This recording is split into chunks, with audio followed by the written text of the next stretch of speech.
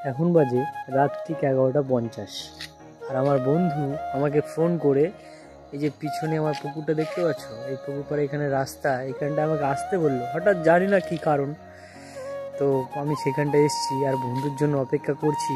তো চলো দেখি বন্ধু কেন ডাকলো, তোমাদেরকেও দেখাই।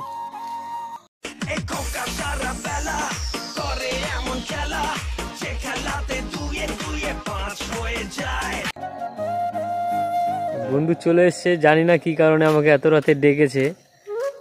তো দেখা যাক, তোমাদেরকেও দেখাবো। Happy birthday.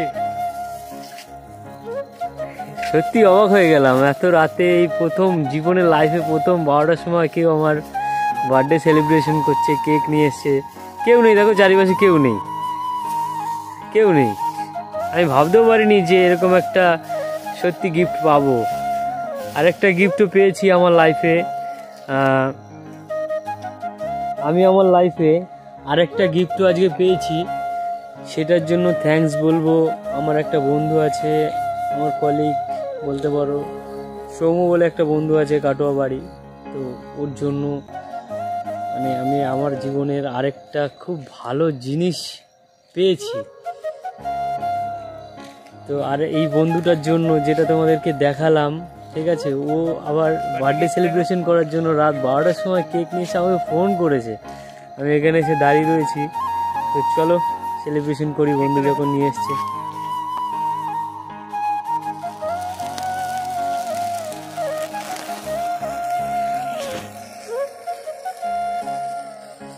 Happy birthday to you. Thank you বন্ধু, এত সুন্দর একটা গিফট দেওয়ার জন্য। সুন্দর একটা গিফট দেওয়ার জন্য থ্যাংক ইউ। আর আরও তো অনেকে আমার কাছে নেই, বিশেষ করে সৌম্য বন্ধু, তোমাকেও আমি অনেক অনেক ধন্যবাদ জানাচ্ছি। ঠিক আছে, তুমি সামনে নেই, তুমি থাকলেও হয়তো সেলিব্রেশনটা আরও ভালো করে হতো। অনেক অনেক ধন্যবাদ সৌম্য বন্ধু, এটা তোমার জন্য। আর আমার আরও যারা বন্ধু আছে, রূপম, কৃষ্ণদা, আরও যারা ফ্রেন্ড সার্কেলে যারা আছো, বাবা মা থেকে শুরু করে সবার জন্য, ঠিক আছে, সবার জন্য এইটা। এই বন্ধু এবার কেক কাটছে আমাকে খাওয়াবে বলে। আমি পেস্ট্রি কেক কতটা ভালো খাই না, তো তবু এনেছে।